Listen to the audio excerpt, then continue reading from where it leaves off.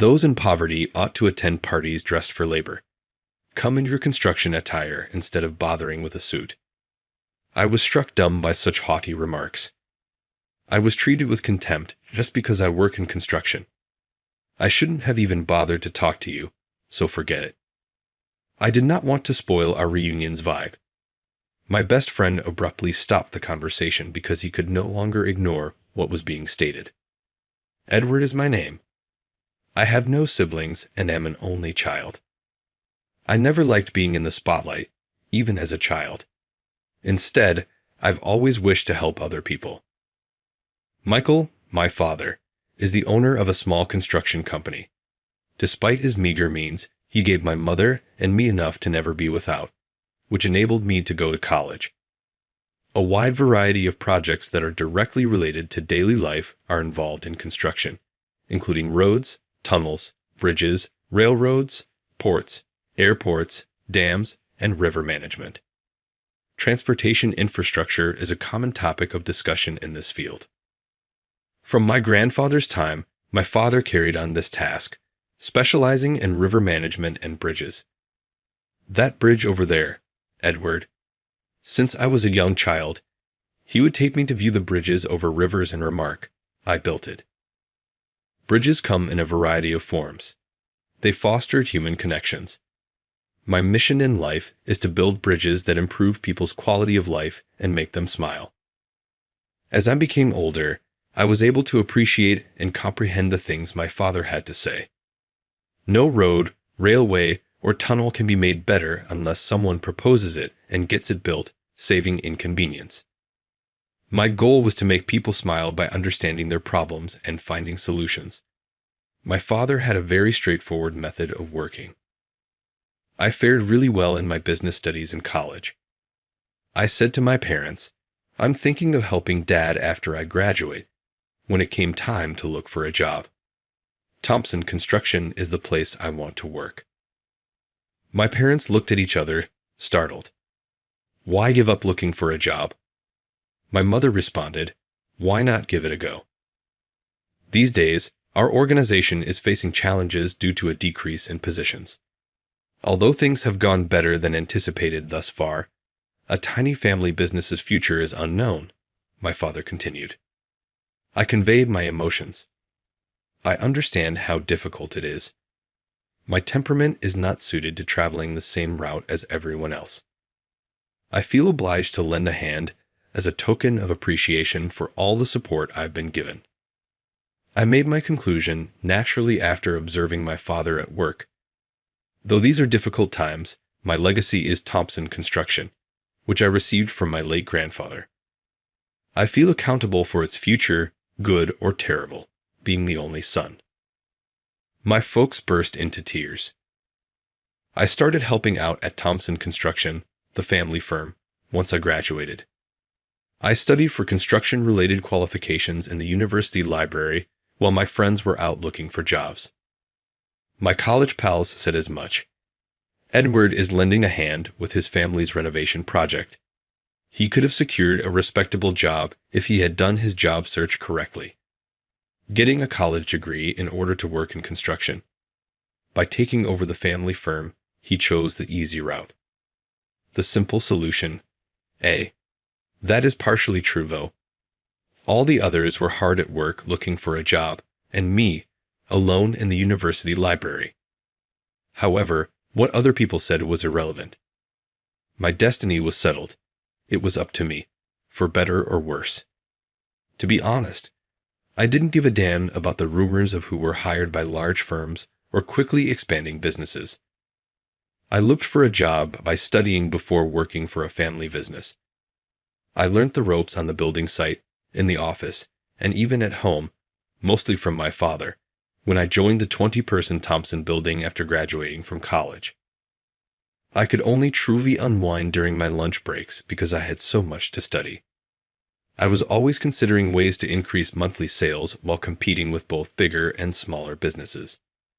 However, my father cautioned that tiny family businesses face challenging times.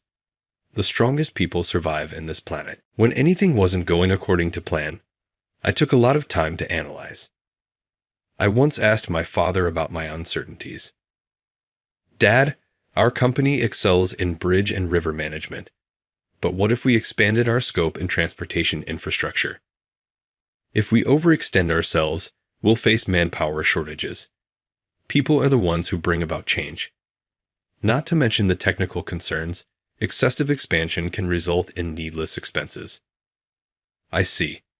Isn't that complicated? We would need to open offices outside of our county in order to grow our activities. Since we put a human touch on our business, the locals have trusted us as a community-focused enterprise. Right, that's the core of our business. In an effort to highlight the strengths of our business, I engaged a design company to build a website and began disseminating information on social media, acting as a link between individuals. I would go home after a workday and study for credentials relevant to the building industry. Obtaining these credentials would increase my capacity to create connections amongst individuals. I will then turn into the bridge. I worked harder than ever because I thought this was possible. Since I began working with my father, time has flown by. In the span of 6 years, a lot happened. I got a letter at home one day. It came from David, my closest friend in high school. I was curious as to its topic. On May 3, there will be an alumni reunion from Cedar Grove High School. Please come along with us. Now, 10 years have passed since our high school graduation. How is everyone on the basketball team doing, I wonder? I played basketball for the middle and high school teams. As vice captain and a regular player, I put in a lot of work. David was the captain at the time, and from a friendship like that, an invitation to a reunion. It's fantastic that David is organizing it. The team assistant may also be present, I wonder. Even though I don't really want to see her, if I do, I'll keep my mouth shut. The much-anticipated May 3rd came.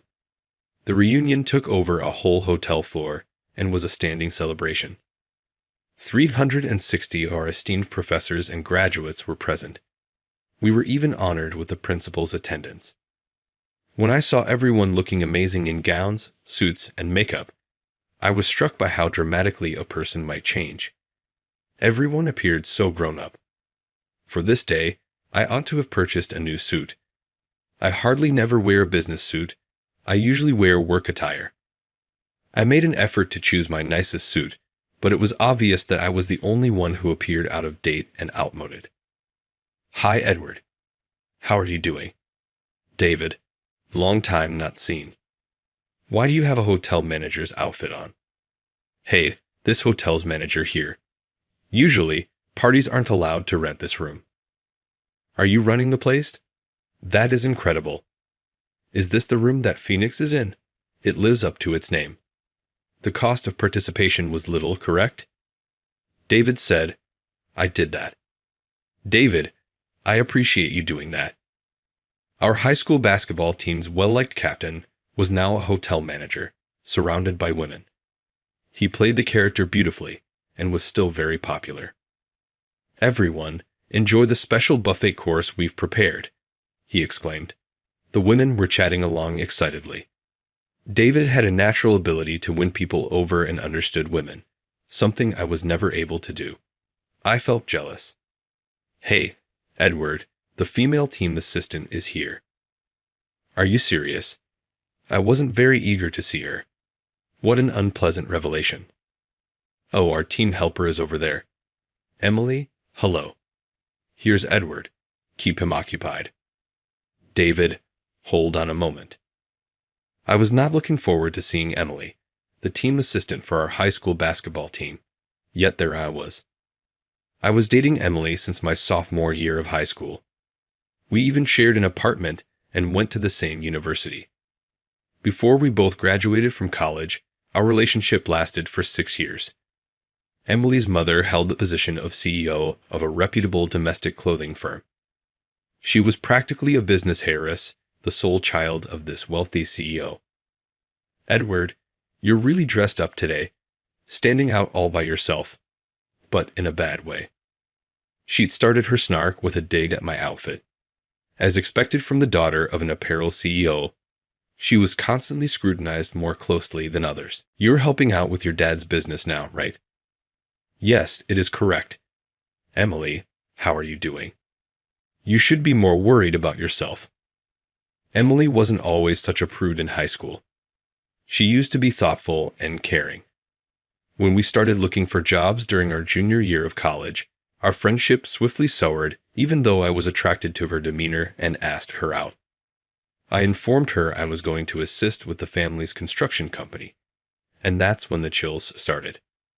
Edward, are you okay with this? I made my choice, so yes. You will be providing assistance to a small, family-owned company that may not even make it through. Are you aware that your career will be in construction? What's the issue with that? Emily, you're going to assist as well with the family business. The scale is the only thing that differs. I'm considering what lies ahead. Emily would always look down on me after that. I stopped things close to the conclusion of our senior year since it was getting difficult to keep up the connection given our future plans. It had been more than 6 years since then, and here we were, reunited at the reunion after a long absence. Even by your clothes, it's clear you've had it tough. Are you serious? I felt that I did a decent job managing what I had at home. Edward, you're always so plain. Your everyday life, your clothes, your job. Maybe that's the case. I suppose I'm a plain gal. Emily, on the other hand, was quite showy, as befits a daughter of a CEO. Of all the women present today, she was the most exquisitely attired. Her remarks regarding my attire were met with little response, as I often wear work attire. Are you indifferent to parties like this? She questioned. I'll try to be more mindful next time. Because of such a job, even your heart is becoming impoverished. I don't think my heart is impoverished, though. Emily, seeing my current predicament, continued in an even more caustic tone. Those in poverty ought to attend parties dressed for labor. Come in your work clothes instead than bothering with a suit. What a mindset. What action did I take to earn this? Being made fun of just for working in the construction industry. Even my company's uniform, which I proudly wear, is made fun of. My work attire resembles a uniform to me, complete with a number on the back. Ignore it. I shouldn't have wasted my time chatting to you at all. Compared to when we broke up in college, Emily had turned into an even more terrible person. I was very disappointed, almost to the point of tears, that she hadn't grown into a more mature woman. Emily, do you even know what Edward is doing now? David, unable to ignore her remarks, interrupted abruptly. David, you don't have to say anything. No, I have to say this as a friend. You're standing up for this poor guy, David. You're going to label him poor. Yes, his attire may be a little archaic, but Emily, he's been considering having Edward take over his father's company. In order to raise awareness of their area of expertise, he is redesigning internal procedures, starting with their own website and social media accounts. In addition, he has obtained several challenging certifications and is currently a consultant for various building firms. In the industry, he is in great demand. Are you serious? Is that accurate? Emily's surprised eyes grew wide. When I started working for Thompson Construction, our areas of expertise were river management and bridges. However, as of late, we have broadened our purview to encompass highways, ports, and railroads. I obtained every credential possible in the field of civil engineering. My goal was to create connections amongst people in different ways, which even resulted in consulting business. That has occupied the last 6 years of my life.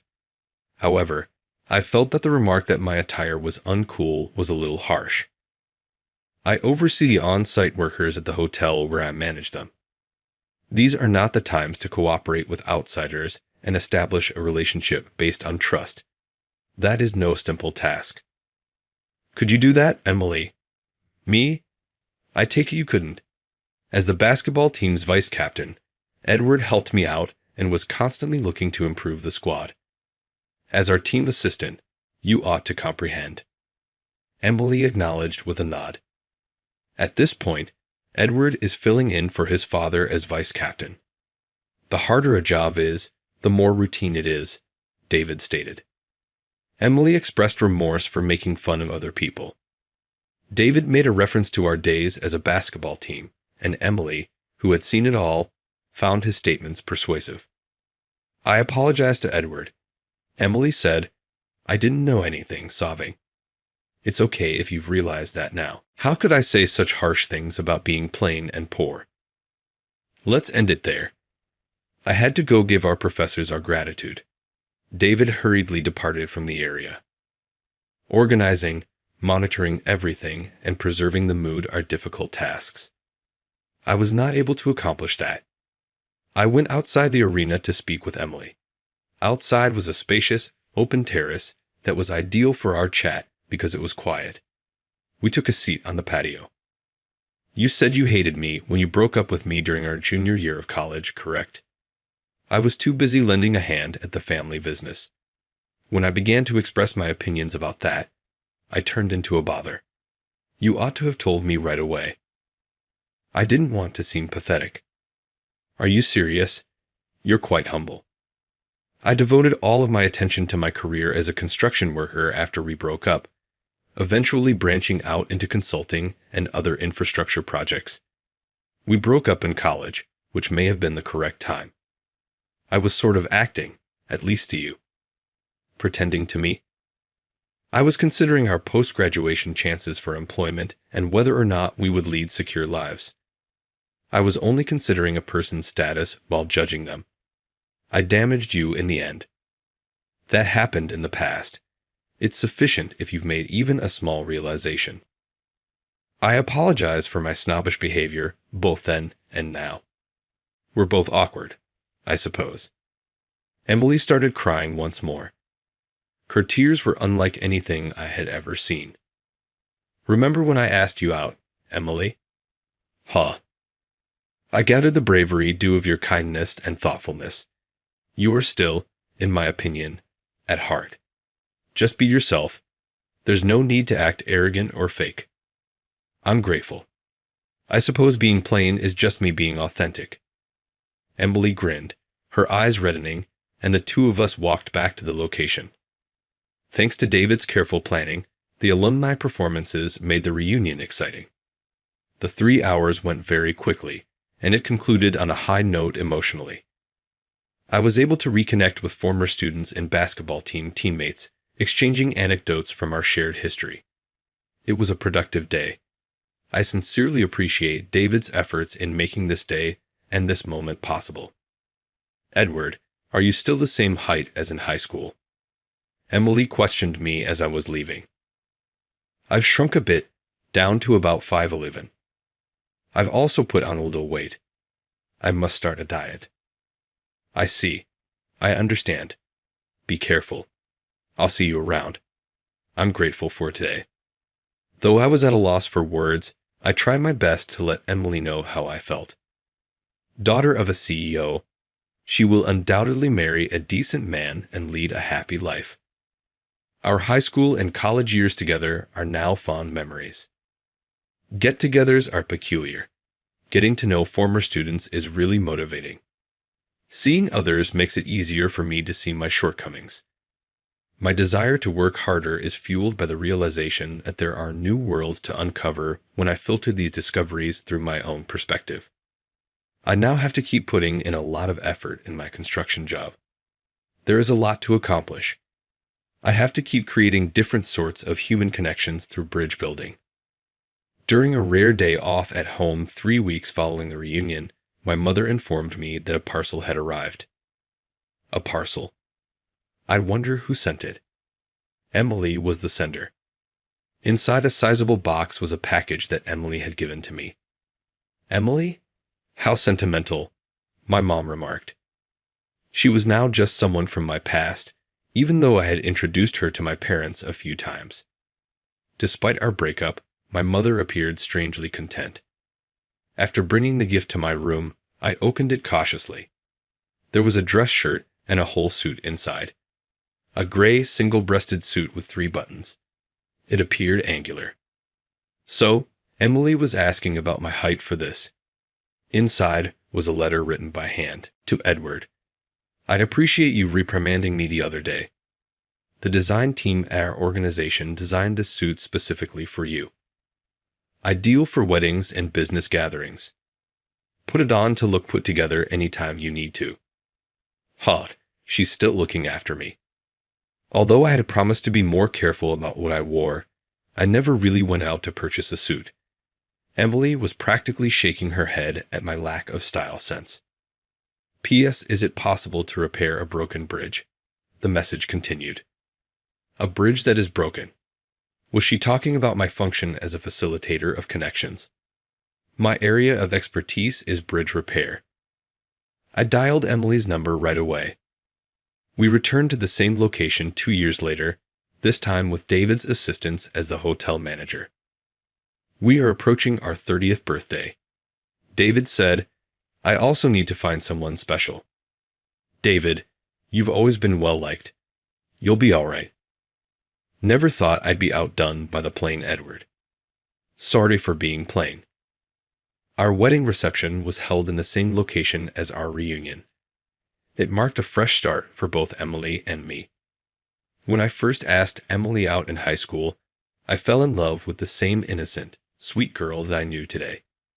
Emily became my vice captain and helper as I succeeded my father as Thompson Construction's CEO, providing me with unwavering support in all aspects. Hannah relocated to France after my wife and I got divorced. My daughter visited New York. She was a born American. Her desire of working in the American publishing sector was realized when she applied for a job at a publishing company at the age of 25. But throughout the interview, she was made fun of by the two interviewers, who said things like, "A publishing company for someone who can't write in English? You still have to work on your English. To speak correctly, you must study more." My daughter controlled her anger despite the hurtful remarks. They would not listen, even when she stated that she is fluent in English and that her nationality is American. The interviewers ultimately told her she was hired after insulting her nonstop, but this was all a part of a bigger plan they planned. My daughter returned from the orientation with an angry and dejected expression on her face and said, "My employee ID name says incompetent." I stormed into orientation after learning about the situation and said, "You're all fired because this building is being demolished." My name is Ryan Johnson. My wife and daughter were very dear to me, but we were divorced when she was in elementary school. It was evident why we divorced. I became so focused on my career that I disregarded my family. My spouse and I traveled to the United States together after our marriage, but she left with our daughter. But I'm happy with my job, and I have no regrets. My goal is to create bridges between nations all over the world and open doors to other cultures. Hannah, my only kid with my French wife, has this similar mentality. I was stationed abroad and employed for a multinational corporation when I met my wife. In general, the people there were amiable and charming. Their strong sense of self-expression and their ability to articulate their goals and viewpoints were well appreciated. Hannah has a bright personality and is equally as gregarious, warming up to people immediately. But while our kid was in primary school, I got divorced from my wife. I appreciate that you constantly work late, but we haven't actually spoken in a while, and I don't see the point in us being together anymore. I believe we should think about taking other routes for our future, she informed me. By deciding to relocate to America and be far from her friends and family, I caused my wife to feel alone. I'd appreciated her views because of this. Following the divorce, Hannah accompanied her mother to her own nation. Hannah Smith replaced Hannah Johnson as her name. She is returning to the United States after almost 15 years. I am excited and anxious at the same time when I arrive at the airport and wait close to the gate where Hannah's flight is scheduled to land. I am really excited to see my kid again, and I didn't get any sleep at all last night. I look for her when her flight lands and people start to come out of the gate. I wave and exclaim, "Hannah, Hannah," with a bright smile as soon as I see her. She leaves her heavy suitcase behind and hurries toward me, excited to meet me. Dad. We give one another hugs and celebrate our reunion. We depart from the airport together and make our way home. Hannah, who adores comics, American food, and culture, hopes to use her language abilities to work in America. I want to share my love for American culture with the world. I gave Hannah a recommendation for a certain business to assist her realize her ambition. We make the decision to visit that business on our way home from the airport. This is the business Hannah will be interviewing with. I'm getting nervous. You'll be fine if you approach it with your usual bright personality, Hannah. I felt like there was someone watching us as we were talking. I noticed two people in suits staring at us when I turned to face where the stare was coming from. Can I help you with something? It's great holding hands with a young, beautiful foreign woman. They both chuckle to us. No, she's my daughter. Your daughter? Do you have a daughter? In a voice that was hardly audible to us, the woman murmured to the man, "It's a secret relationship." I was irritated, but I held back my rage so Hannah wouldn't see me acting hostile. Do you work at this company? Yes, as you can see, it's a major company, so it's not a place for you. Hey, since a while ago, stop, Hannah. Hannah was one of those people who just had to say what she had to say. She wanted to make it plain that she was uncomfortable. But they could work for the company she might start working for shortly. In addition to my irate daughter, I distinctly recalled that the employee IDs said Patricia Brown and Mary Jones, and I wanted to avoid creating a bad situation. Hannah's anger didn't go away even after we arrived home. Dad, I don't want to go to that company. Those two are the only ones who seem unusual, so don't worry. That company is full with talented people. Really? Yes, I guarantee it. Hannah was practicing for her interview one day in the living room, her look tight.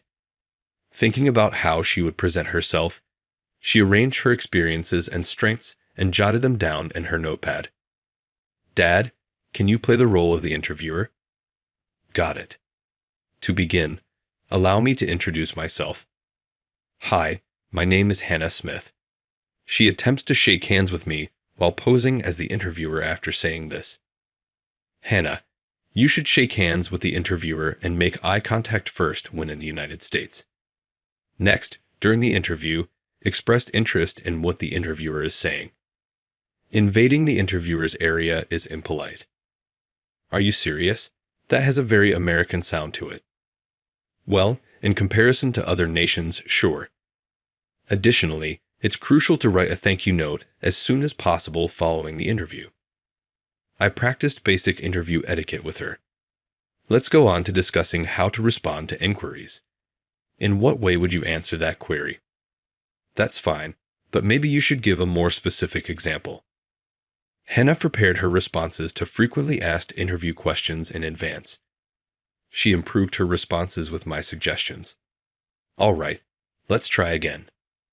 Hannah put in a lot of practice so she would be confident on the day of the interview. At last, the day of the interview arrived. Bracing herself in the morning, Hannah felt equal parts anxious and excited. Hannah, exude assurance. I offered her a comforting pat on the shoulder and smiled, telling her that she would be all right, no matter what happened. My remarks gave Hannah confidence, and she left with her head held high. This is what my daughter told me after that. She greeted everyone in the interview room with a nice to meet you. It's not like this for us, is it? You're that girl from before, trying to act all grown up, and you came for an interview, said Patricia Brown and Mary Jones, who had earlier treated us badly. I apologize. All right, let's not stress over it. Kindly have a seat. Excuse me, Hannah said, trying not to panic. So, where are you from? I was born in the United States, but when I was 8, my parents divorced, and I moved to my mom's home country with her. Ah, I see. You struck me as a young woman with a strong sense of self. So how important is employment to the people in your mother's country?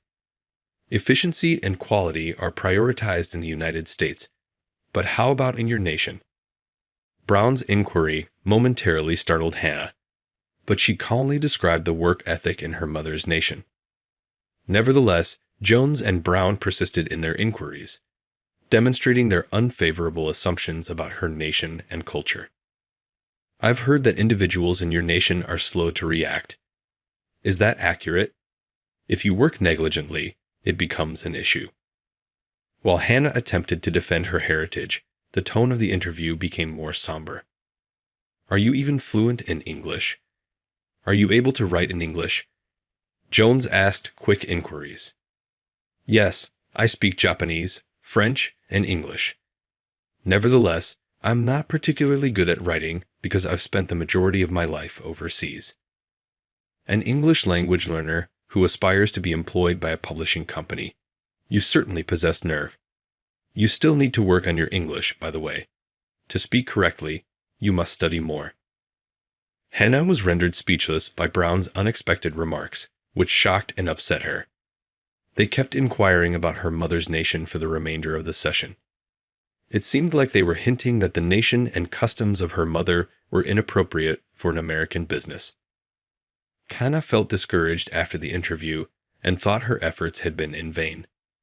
She was really stressed and uncomfortable due to the unjust inquiries and remarks that resulted from cultural misinterpretations and prejudices. I'm at my breaking point with this firm. I put a lot of effort into getting ready for the interview, and this is the result. Hannah looked for a long time at the lobby's atrium through watery eyes. Just as she was going to depart and settle herself a little, she heard her name called from behind. Miss Smith. Hannah Smith. It was the obnoxious Brown. Yes. I thought I should give this to you. Brown gave her an envelope. There was a draft offer letter inside. What does this mean? We need ladies like you in this globalized world. We'd assumed an immediate notification because we can't afford to let you go to another organization. Her bewilderment at the abrupt shift in attitude was evident. Once your official hiring is confirmed, we'll send you an email with the details of the orientation later. When Hannah realized she had been employed, she was overjoyed. She ran straight to me when she got home. Dad, listen, I got the offer. Sincerely, I was in disbelief. That was the first time I heard of that company making an immediate job offer, but my daughter's name was clearly on the letter. I would eventually come to regret not having looked over the letter carefully at the time. The enthusiasm in our home was palpable on the day of the orientation. Hannah got ready and put on a suit as soon as she woke up. A mixture of anticipation and nervousness was visible on her face. It's time to go. The sight of Hannah in her new attire brought me to tears. Like I had on the day of the interview, I gave her a gentle prod in the rear and watched her go with pride. However, Hannah returned virtually instantly. Have you forgotten anything? The orientation has barely begun. Why have you returned home? No, that's not the case. My ID reads incompetent on it. What? Incapable. My hands shook with rage at the news. With their employee IDs in hand, the newly hired staff members had congregated in the business lobby for the orientation. The new hires came to the gate one by one, presenting their IDs to the reader. However, Hannah was refused access as she attempted to pass through the gate, and an error message abruptly sprang up on the display. Her face became pale as she examined her ID. She was not identified by name. It said, Smith, incompetent.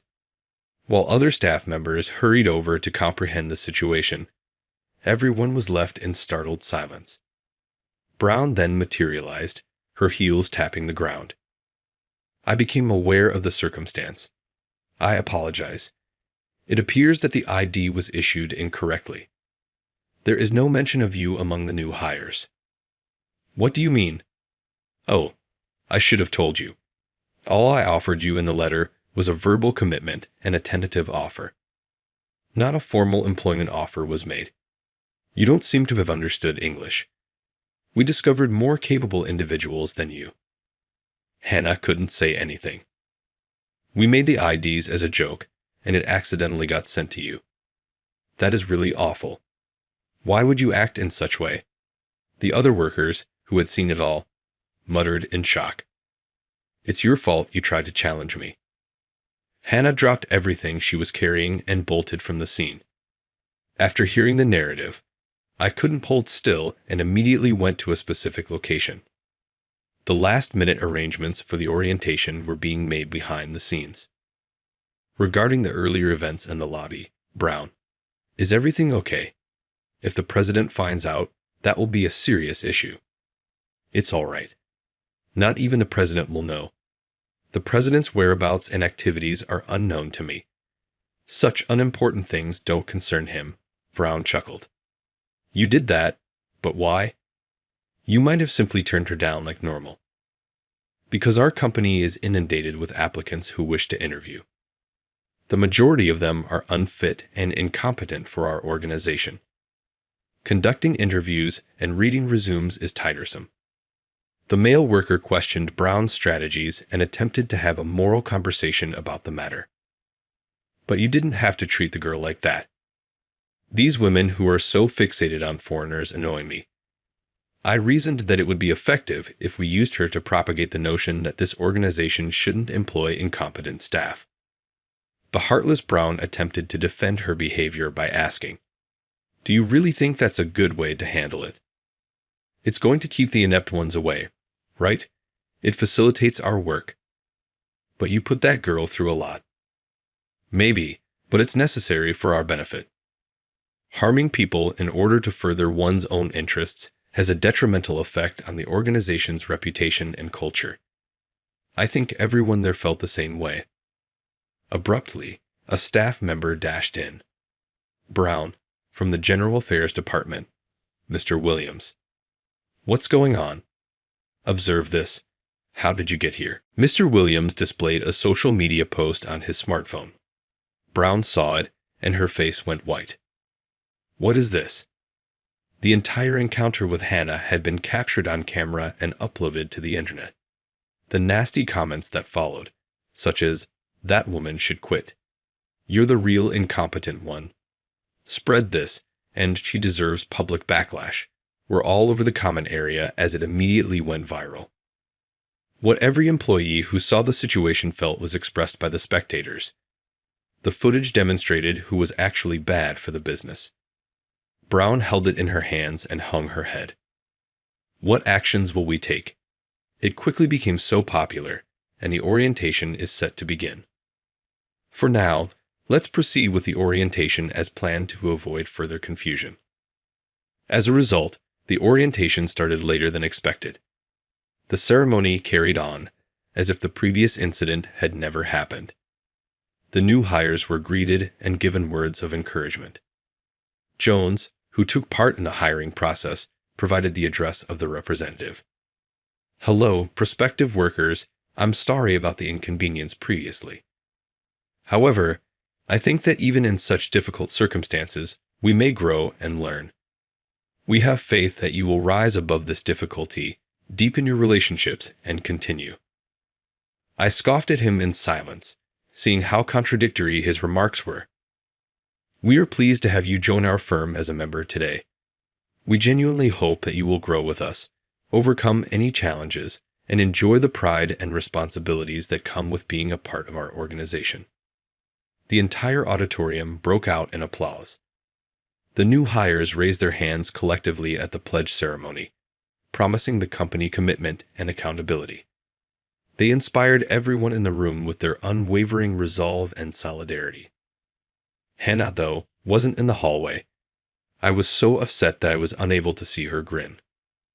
"Next, we will have a greeting from our president, Mr. Johnson, to the new employees." When my name came up, I went to the podium. That individual was facing the business. "Yes, I lead this company as its president. My father is the chairman, by the way." My father was going to make the speech first, but I asked to speak briefly instead.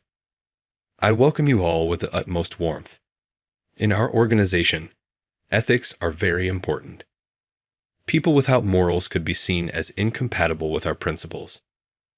I spoke with emphasis, picturing a specific individual. Always behave honorably and truthfully.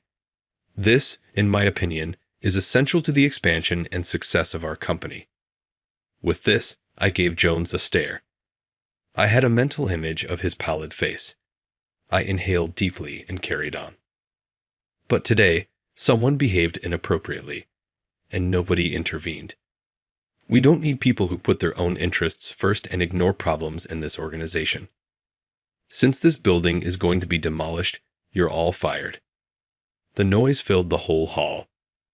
I ignored the mutterings behind me and walked off the stage. President, that was a really inspiring speech.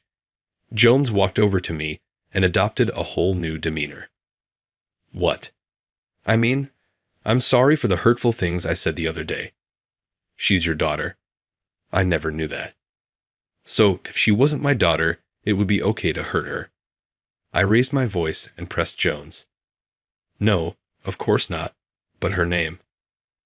Our marriage ended in divorce. Now that she accompanied my ex-wife, she goes by Hannah Smith. Enough, I see. Give Brown a call. Brown was brought forward. He was hunched down and needed help to stand. Yes, President, I apologize profusely. Please pardon me. You don't stand a chance. You two have lost your jobs. Leave now and don't return. I therefore let Jones and Brown go.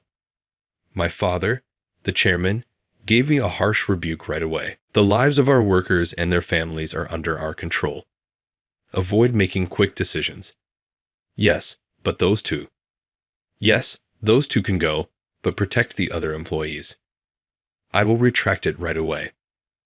I thus took back my remarks from the orientation and concentrated on ensuring the safety of every employee, aside from Jones and Brown. Not one worker, not even the recent hires, chose to quit in spite of the furor on social media and the company's designation as a black one.